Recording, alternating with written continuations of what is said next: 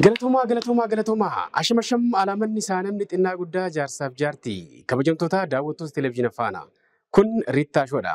Riittaan Shoorraa keessummoota jajjaboota lama qabatee isiniif dhiyaata. Baandii yookaan hawwisoodhaan dabaalee yeroo gabaabaa keessatti dargaggoo aartii Oromoo keessatti boqonnaa haaraadhaan dhufe keessumattuu istaayilii mataa isaatii fi biyya keenya keessatti badaa hin baramne tokko aartii Oromoo qo'annaadhaan deeggaree addunyaadhaaf beeksisuudhaaf tattaaffii guddaa taasisaa jira. Yoomiyyuu Saamsoon jedhama. Akkasumas aartii Oromoo kana keessatti yeroo dheeraa kan dabarsite Alfiyaa Irreessoo haadha mucaa kanaa yookaan weellisaa kanaati. Maatii aartistoota keessaa kan bahe Yoomiyyuu Saamsoon aartii Oromoo kana gara fuulduraatti ceessuudhaaf wantoonni inni hojjechaa jiran maal fa'i ka jedhu asuma Riittaa Shootti haadhaa fi ilma turtii bareedaa isaa waliin ni taasisa. Gidduu gidduutti illee laayiv performance yookaan hawwisoodhuma mataa isaa waliin Riittaa Shoo dhufee jira waan ta'eef kallattiidhumaan sirboota isaallee isin affeera. Qopheessaaf dhiyeessaa Riittaa Taaddalaati. Gama daayirektingiitiin Faayisaa Addunyaa kaameraaf sagalee Nimoonaa Riittaa uffatan ispoonsara kan godhu magaalaa Adaamaa gamoo Oolyaar jalatti kan argamu Abbuukii Pirootokool guddaan galateeffadhaani. Ceesiftuu booda haadhaa fi ilma aartistoota jajjaboo kana waliin Riittaa Shoo keessatti isin eegaa. Na waliin tura.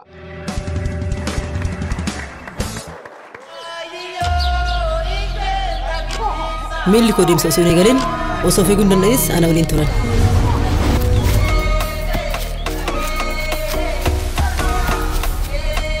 Daandii harkaa bannaan kallattiin agarsiisanii jiru.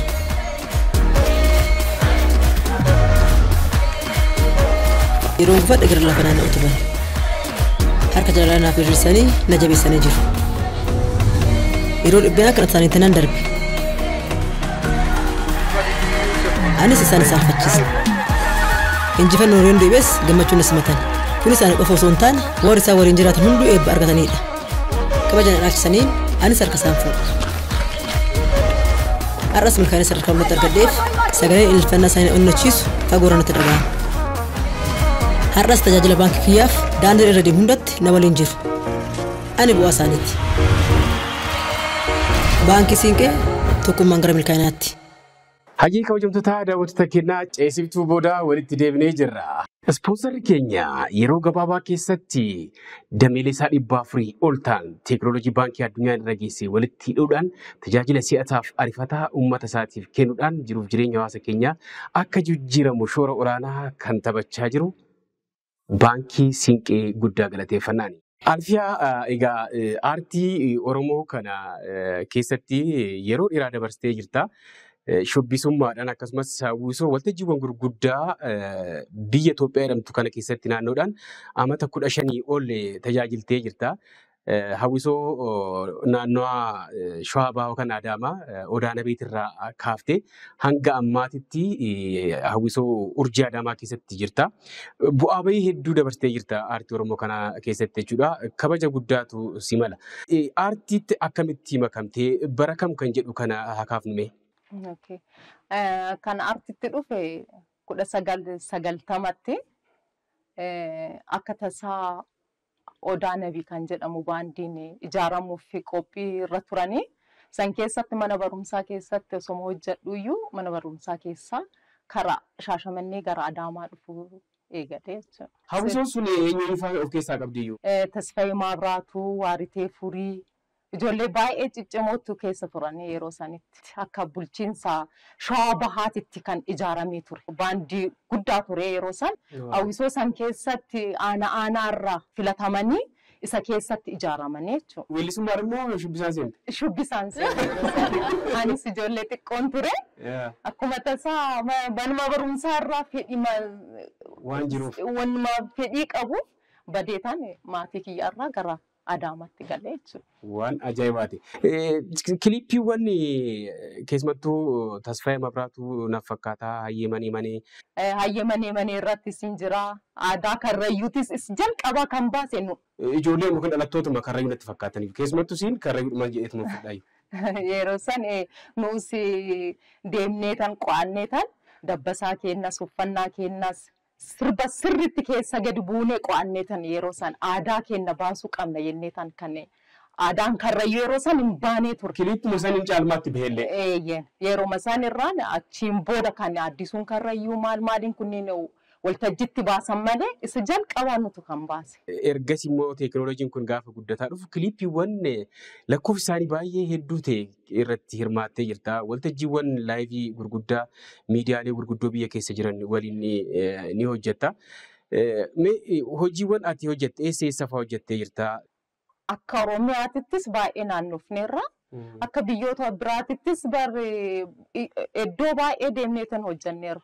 Haga Baahir Daar deemneerra. Biyya baay'eerra deemneerra Jijjigaa. Iddoo baay'ee deemneetan aadaa keenya mul'isaatiin hojjechaa baane. Ammata meeqa ta'a jechuudha aartii kana keessatti gaafa dabarsitu? Yoomii osoo hin deemin jechuun waggaa 21 jechuudha. Waan ajaa'ibaati. Namni hawwisoo keessatti jiru keessumattuu hawwisoo keessatti shubbistoonni hojjaan keessan qaamni keessan xiqqoo ishii furdannaan badaan ta'u akka gaariitti of eeggachaa bifa bareedaan jirta ijoollee qaxalee ta'an guddifachaa sadarkaa gaariirra jirta waan ta'eef amma immoo booda irratti kanaas oofnu waa'ee artistoota reefu lafaa dhufan keessaa hojiiwwan 2-3 hojjetee fudhatama guddaa fi dinqisiifannaa guddaa argatee jira.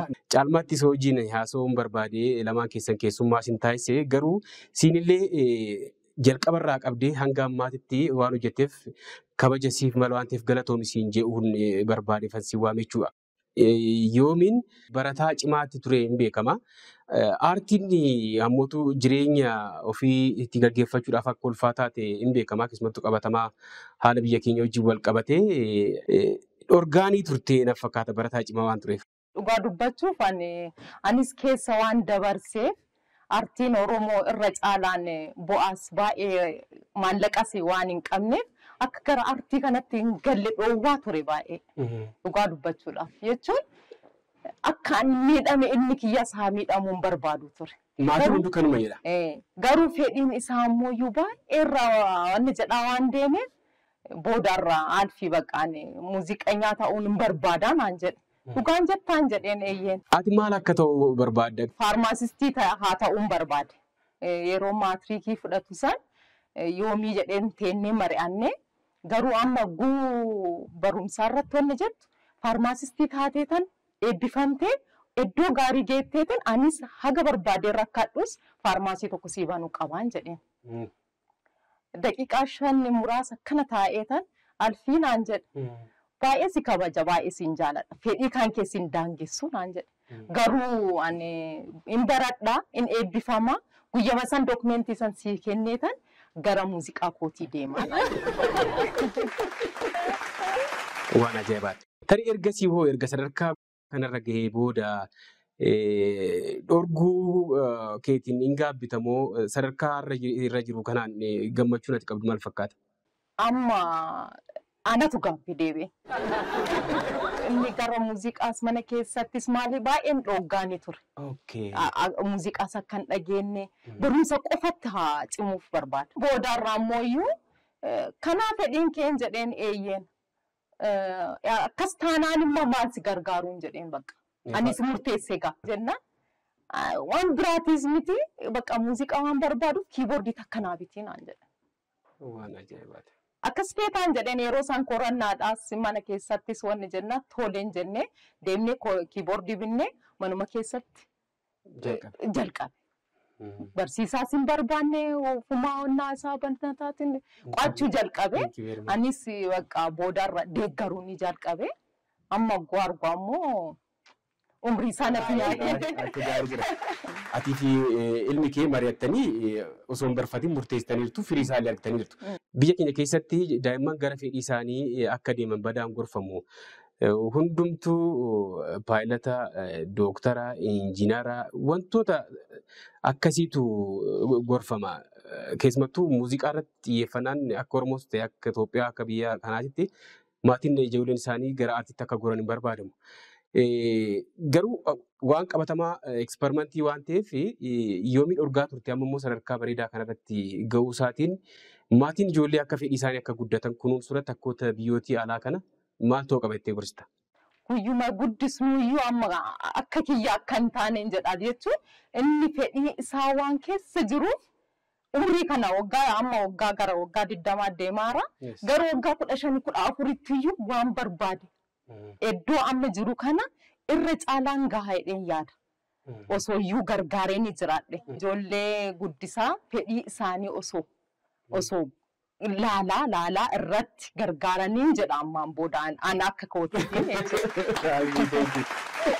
maal goona jiruu keessa dabarsineetu bar kana nu godhe aartii osoma jaalannu waggaa hagana hojjetaa waggaa hagana wanni jedha namni si duubaa dhufee si afooba ikonoomii baay'ee gadi bu'a aartii irratti kan jiru. Kanaaf malee barri aartii jibbineetii miti aartiin baay'ee kan itti kabajamtus waan aadaa keetii waan saba kee keessa jiru waan ittiin baafattu garuu jibbansa osoo hin ta'in maallaqumarraa argan jireenyumaa fi malee jibbansa qabaadheetiin. Thank you very much. Mucaan kee kun bifa adda ta'een dhufe waan ta'eef maaltu isa barbaachisaa uummanni hoo ergaan ati dhaamtuuf maalinni? An kan ergaa dhaamu jechuun osoo uummanni kenna wal gargaaraa aadaa ofiitis ammayyeesseetan nu amma aadaa hojjechaan baane aadaa kana ammoo yuunni ammayyeessaatiin dhufe du gargaarsa qabaate kana caalaa baasaan jedhee yaada. Yaa maaliif akkaataan yoomiin itti dhufe bifa adda ta'een dhugaa dubbachuudhaaf mucaan kun baandiidhuma guutuu ofiisaatiif nama hojjetudha. Tarii booda irratti haasa'uu dandeenya. Akka namaa weellisuu qofaa miti yookaan qindeessuu qofaa miti.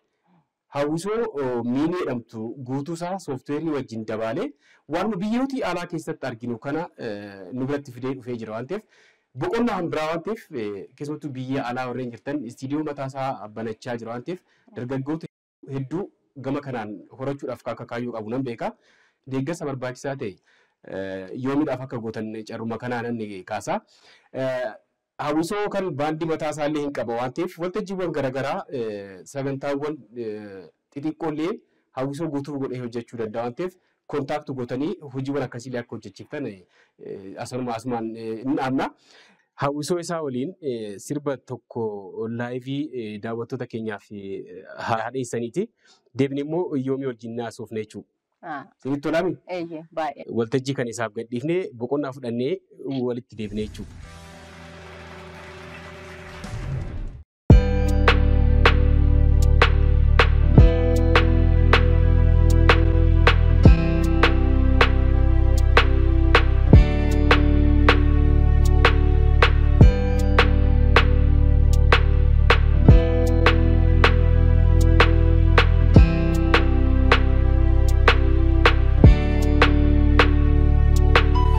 Abdiin kutiin yaanamaa guyyaan kunis darbama hin lallabini waan hamaa har'is taree himama.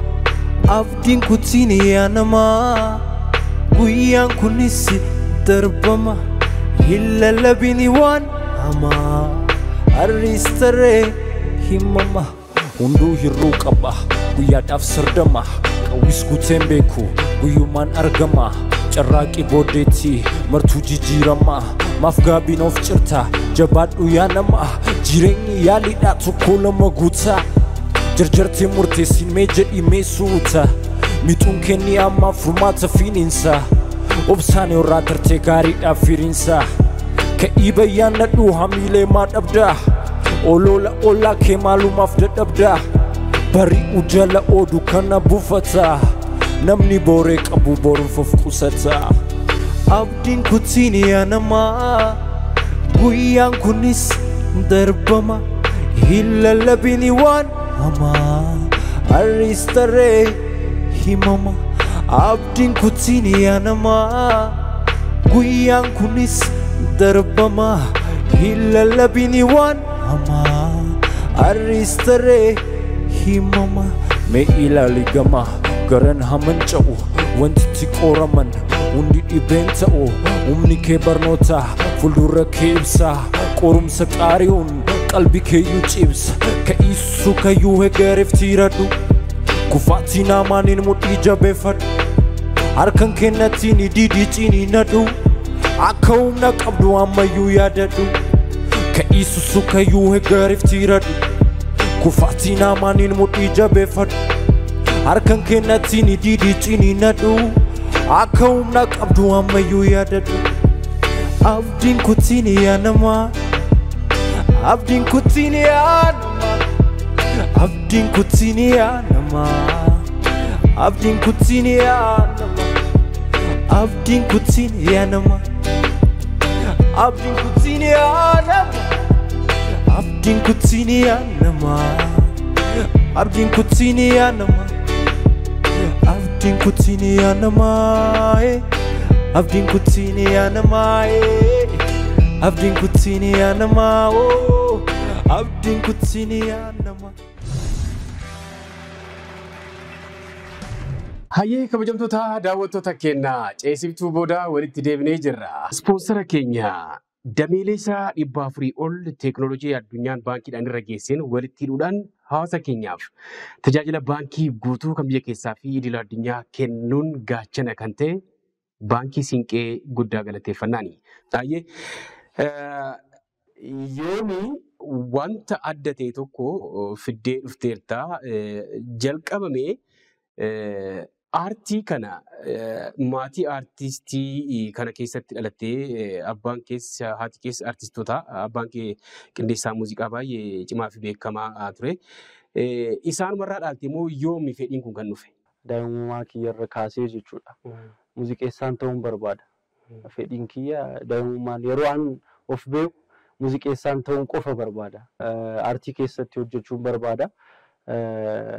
Garuu umrii kiyyaan jalqabne jedhee yaada. Umrii baay'ee artiist irratti dubbatu. Soofteeriiwwan garaagaraa istaayilii dhumti ati dhufte adda. Even harmeen kee akka meeshaa muuziqaa garaagaraa taphattu malee sagalee ajaa'ibaa akkasii akka qabdu hundi keenya hin beeknu. Anis fageenya dhiyee jedhamu kanaanis hordofaa ture waan ta'eef hawwisoo kan immoo baandii mataa keetiin meeshaa muuziqaa 3-4 bakka tokkotti gaafa taphattu arga malee sagalee akkasii akka qabdu beeku. Oh yaa maree oh yaa maree yeni ክረምት yeni ክረምት yeni ክረምት yeni ክረምት yeni ክረምት yeni ክረምት yeni ክረምት yeni ክረምት ከዝናቡም አልጠለል ከጎርፉም ዞርም አልበል ቆሜም ደራሹ ይውሰደኝ ከህልሜም እንዲያደርሰኝ ከዝናቡም አልጠለል ከጎርፉም ዞርም አልበል ቆሜም ደራሹ ይውሰደኝ ከህልሜም እንዲያደርሰኝ Istaayiliin ati amma fiddee dhufte kuni maal fakkaataa maal jedhama? Istaayiliin anatti dhufee muuziqaa EDM jedhama. Raappii irratti xiyyeeffadheen hojjedha. Istaayilii raappii jedhamu aadaa irratti xiyyeeffachuudhaan addaabti godhee biyya ala keessatti waan baay'ee barameedha. Istaayiliin kun EDM kan jennu. EDM kana gara FL Studio jedhama. Soofteeriyaan itti hojjedhu. FL Studio saniin hojiiwwan aadaalee Oromoo amma albamii kiyya hojjechaa jira. Aadaalee Oromoo baay'ee gara soofteerii saniin addaabti gochuudhaan aadaa irratti xiyyeeffadheen hojjedha. EDM jedhama. Namoonni hedduu aartistii amma baay'ee beekamaa ta'e Roofnaan jedhamu isa wajjin istaayilii tokko jedhanii sagaleedhaanis warreen si fakkeessanii jiru. Koomentiiwwan tokko dubbisaan ture. Istaayiliin aatii fi Roofnaan itti hojjettan tokko nama baay'eetu akkana naan jedha. Roofnaan jaaladha baay'een dhagaha. Yeroo muuziqaan jalqabullee soofteeriin hojjennu wal fakkaataadha. FL Studio jedhama. Innillee irratti kan hojjetu FL Studioodhaan. Istaayilii inni baheellee EDM jedhama. Istaayilii saniin bahe. አላይ ሰው አክባሪ ግጭት አርግቦ ሰላም ጠሪ አላይ ሰው የሆነ በአምላኩ ቃል ጸንቶ የታመነ አላይ ሰው ፍቅር ሰባኪ በቃል ተናግሮ አንበርካኪ አላይ ሰው ቃል አክባሪ በልሳን እውነት ሰው መካሪ ሰው በእርሱ ምስል የተሰራ ኖሮ ፍሬ እንዳላፈራ እርሱ የሰራውን አብልጦ ወንድሙን ሸጠ ቃረሱ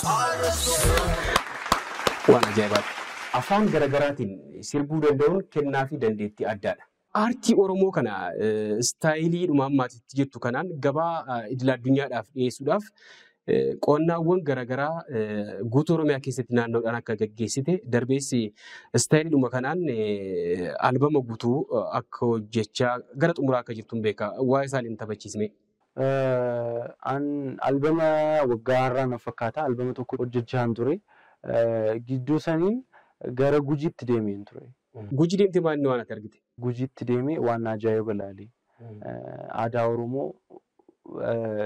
ሲርቦወን አዳዳ አዳዳን ሮጀተን ሙዚቃ ቴክኒክ ሙዚቃን አለተው ደንዳ ገሩ ስርቲን ቆተምኒ ሙዚቃን በሄላሉ ፊ ኢሳን ከኖጀተን ወልፈካታ ሚቲ ቅንዲስቶነን ባይን ገረ ኢሳኒቲ ፊደኒ አዳብት ጎዳን ሆጀተን መሌ አዳሰን ስሪቲ ኦሪጂናልሳ ክሊፕ ወራቡፍ ደምኔ ወራብኔ ዱፍኔ ዋን ባይ ጀቹዳ አቺ ቦዳ አዳረት ጥየፈደ ሆጀቹን ቀባ ከንጀሩ ዱፍ ሰኒረት ጀዴ አልበም ጀልቀበ ሆጀዴ ሂፓፕ ረት ባይ ከንጅሩ ጉቱማ ጉት እንዲድ ዲጌ አካራት ጀልቀበ ጀቹዳ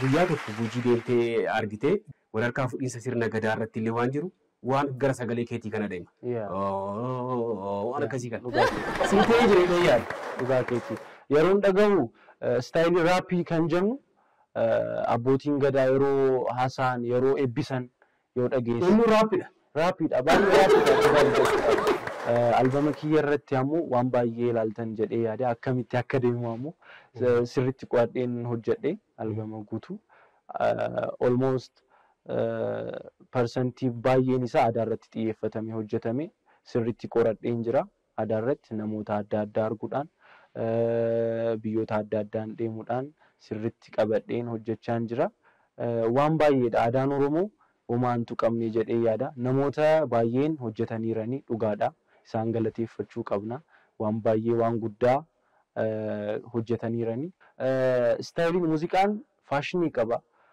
የሮ ገረዮ ትጂራማ ዴታ ሰኒፋሞ ስታይሊ አመጅሩዳን ስታይሊ አዱኛ አማ ፈየደሙዳን ስታይሊ አማ አዱኛ ረት ጅሩዳን ሆጀኔ አዳ ኬኛ ዮ ቤክሲስኔ አዳ ኦሮሞ ረቲ ወነጅሩ አዱኛ ወነ ዲያቱዳ ወነ ጉቱ ተይዳ ሶ አዱኛ ስታይሊ ሰን ፊኔ አዳብት ጎኔ ወጂናሞ ገራ አዱኛቲ ዴሱን በርባዳ ሲርቦታ አዳሌ አፋን ሮሞ ኬሰ ጅራን ባይ Thank you very much.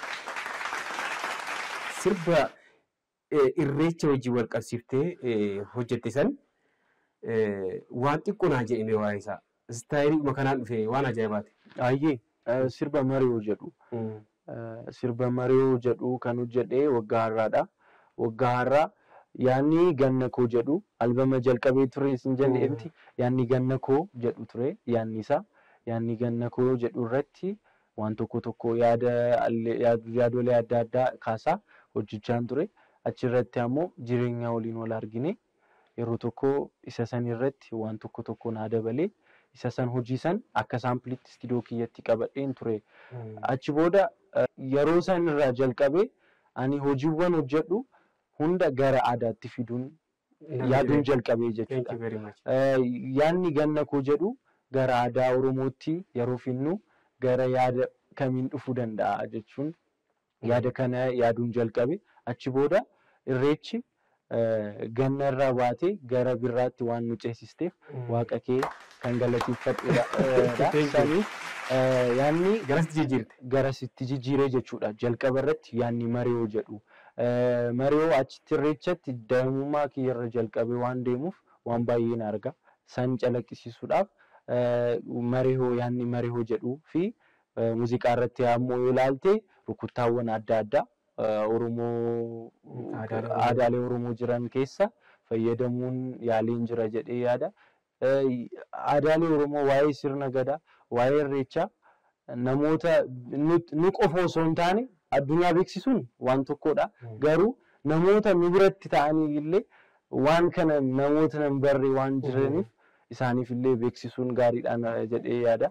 So afaanota ta'een haa ta'u garuu waa'ee Oromoo, waa'ee Oromummaa, waa'ee sirna gadaa, waa'ee aadaa Oromoo sirbuun barbaada. Namoota baay'eedhaaf illee beeksisuu waan barbaaduuf aadaa kanarratti akkaataan asitti dhufte immoo tooftaan aadaa Oromoo, duudhaa safuu Oromoo kana keessumattuu gama aartiitiin jiru kana addunyaadhaaf beeksisuudhaaf gabaalee yookaan immoo karaawwan jiran keessaa haalli muuziqaan itti qindaa'u kan istaayiliin jedhamu kuni murteessaadha.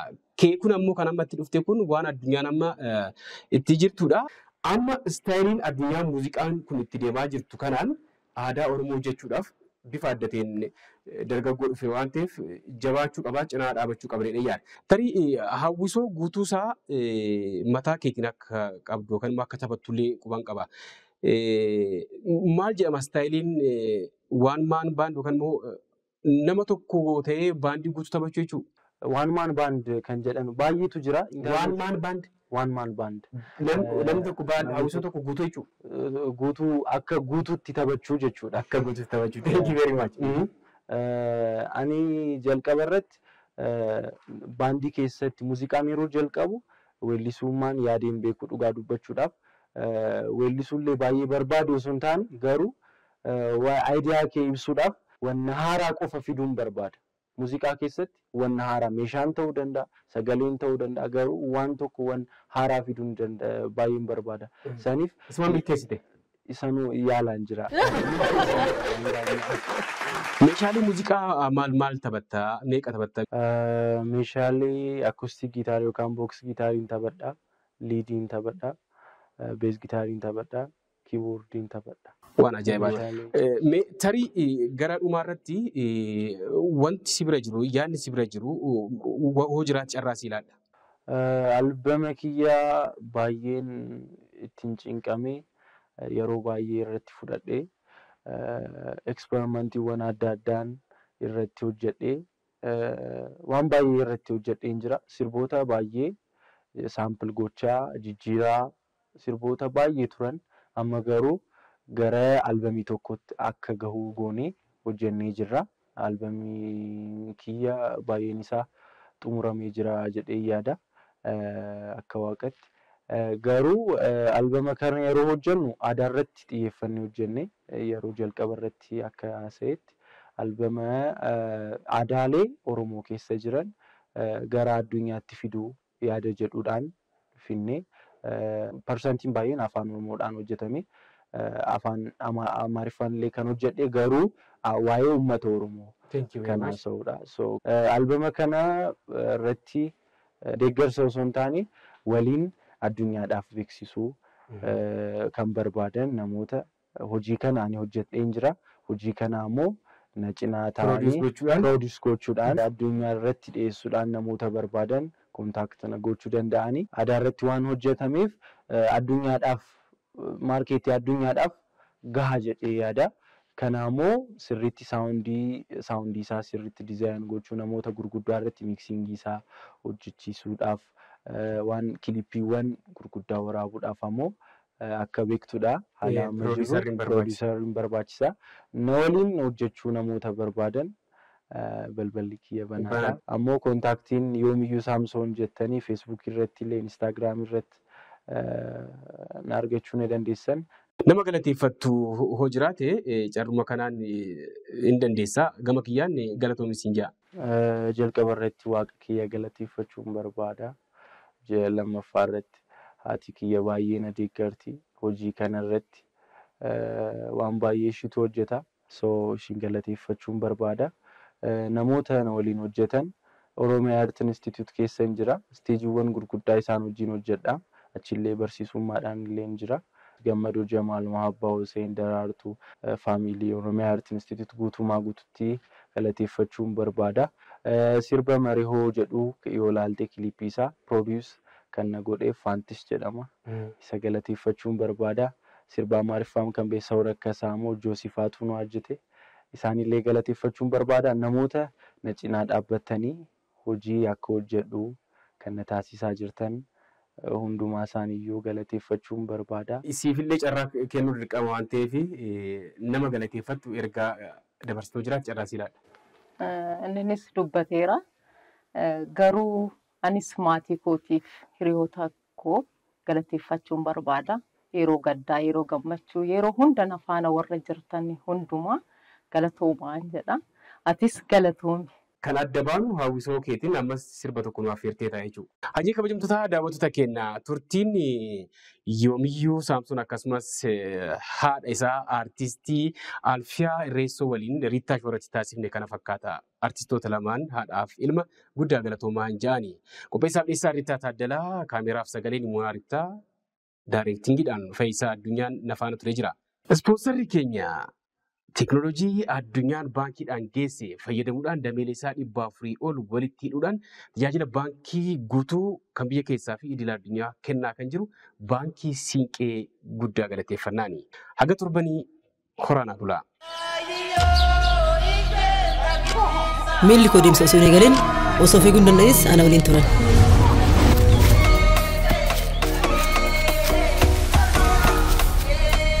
Daandii harkaa bannaan kallattiin agarsiisanii jiru.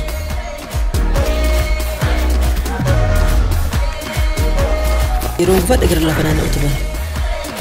Harka jala naaf hir'isanii na jabeessanii jiru. Yeroo dhibbeen akka isaaniitti nan darbe. Anis isaan fakkisa. Injifannoo yeroo deebi'es gammachuun na simatan. Kun isaan qofa osoo hin taane warri isaan waliin jiraatan hunduu eebba argatanidha. Kabajaan dhaabsisanii anis harka isaan fuudha. Arras milkaa'ina sadarkaa walitti argadheef sagalee ilfannaa isaanii onnachiisu fagooraan itti dhaga'ama. Har'as tajaajila baankii kiyyaaf daandii irra deemu hundatti na waliin jiru. Ani bu'aa isaaniiti. Baankii Siinqee tokkummaan gara milkaa'inaatti.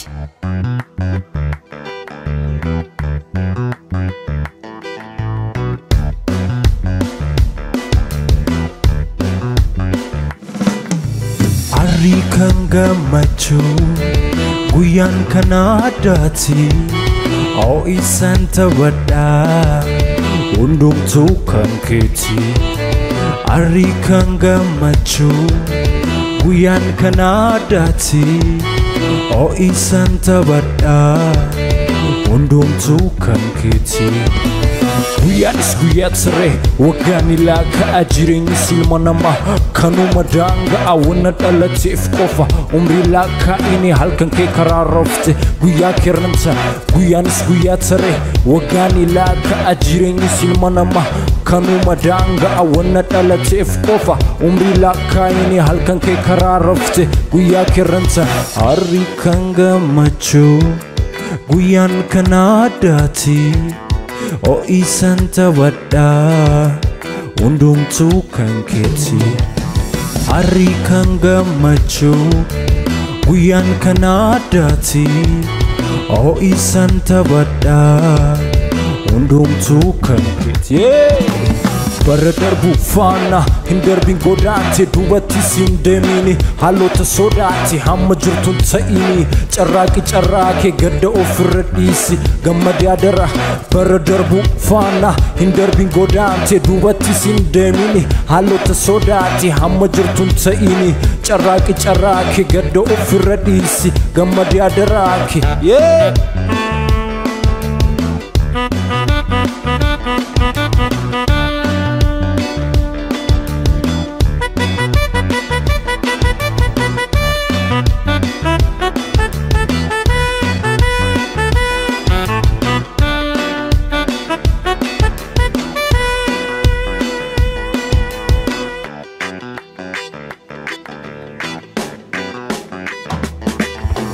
Guyyaa hunduu ifaa atiif toomii malee baraqaa biiftuutti horadhuu haamilee. Guyyaa hunduu ifaa atiif toomii malee baraqaa biiftuutti horadhuu haamilee. Har'a kee jiraadhu kaleessa kee dhiisi boru kee foojjedhu. Galaa ofii kuusi guyyaa siif kenname lafattiin balleessin wanna gochi hin jirre obsobaan odeessin haalootaan daangofte imala keen dhaabin osoo hin jiraatti du'aa kee hin waami onnachise onnee kee tarkaanfadhu deemi fuuldura kee laala karra abdii seeni karra abdii seeni karra abdii seeni yeah. Woo! Woo!